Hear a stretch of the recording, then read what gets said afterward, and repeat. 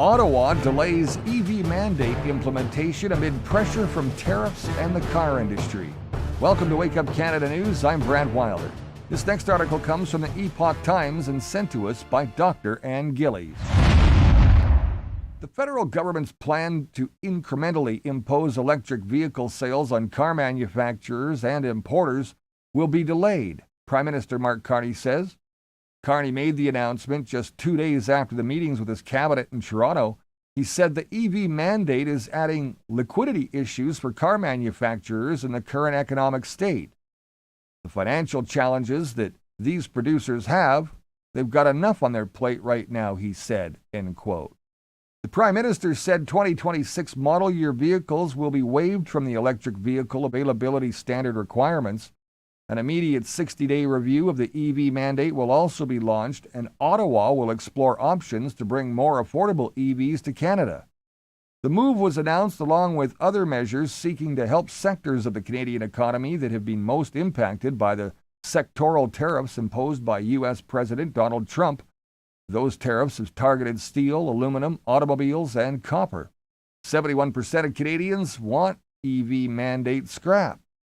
That's right. Ottawa's EV mandate, initially introduced under former Prime Minister Justin Trudeau, was set to kick in starting in 2026. It would have required car manufacturers to make 20% of their sales electric vehicles, under threat of penalties managed through credit system. EV sales targets were set to increase to 60% by 2030 and 100% by 2035. The mandate was conceived as part of the Liberal government's plan on climate, seeking to reach net zero emissions by 2050. Ottawa has identified the transportation sector as accounting for about half of Canada's total greenhouse gas emissions, with light-duty vehicles producing half of the emissions in the transportation sector. The federal subsidy program for the purchase of EVs, which provided a rebate of up to $5,000, was paused in January this year after the program ran out of money. Environment Minister Julie DeBruzen said earlier this year a rebate would be brought back, but no details on the future program have since been shared. Regarding his plan to have more affordable EVs in Canada, Carney was asked by reporters whether he's considering lifting the 100% surtax on Chinese EVs that was implemented by the Trudeau government back in October of 24. This surtax and others targeting Chinese steel and aluminum have led to retaliatory measures from Beijing against Canada's agricultural and seafood industries. Carney didn't say whether he would lift the tariff on Chinese EVs, but said there's been increasing discussions with China regarding its trade actions against Canada. I quote, "We've begun more intense engagement with China with respect to, first and foremost, canola and other agricultural and seafood products," he said, end quote. I'm sure those discussions will branch out, but it's too early to come to any kind of conclusions on those, he added. EV sales, well, Carney's announcement comes as demand for EVs and support for the mandate is falling in Canada. Statistics Canada said in May that EV sales had dropped 44% compared to the previous year.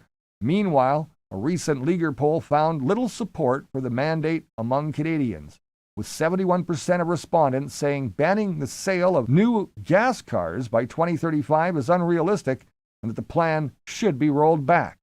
Car manufacturers in Canada have pressed Ottawa to abandon the EV mandate in recent months. The CEOs of Stellantis Canada, GM Canada, Ford Canada, and the Canadian Vehicle Manufacturers Association met with Carney in July to make that request. I quote, "The targets that have been established cannot be met, and that will be part of the discussion," CVMA CEO Brian Kingston said, end quote. Conservatives are also opposed to the EV mandate and announced a nationwide campaign in August to have it repealed. Tory leader Pierre Poilievre said Canadians should have the right to decide what car they can afford and what car works for them, end quote. Tories say EVs are expensive and impractical for rural areas due to their range, performance, all in cold weather. Seeking to address these concerns, Ottawa had previously noted that EVs can be driven in very cold weather, pointing out their widespread adoption in Norway. Always an excuse Thanks for watching Wake Up Canada News. Please like, share, and follow us on any of your favorite socials, including Facebook, YouTube, Rumble, X, BitChute, and our website at wakeupcanadanews.com. Till next time, remember, you're the voice, and it's time to make it count. I'm Brad Wilder, and I'll see you soon.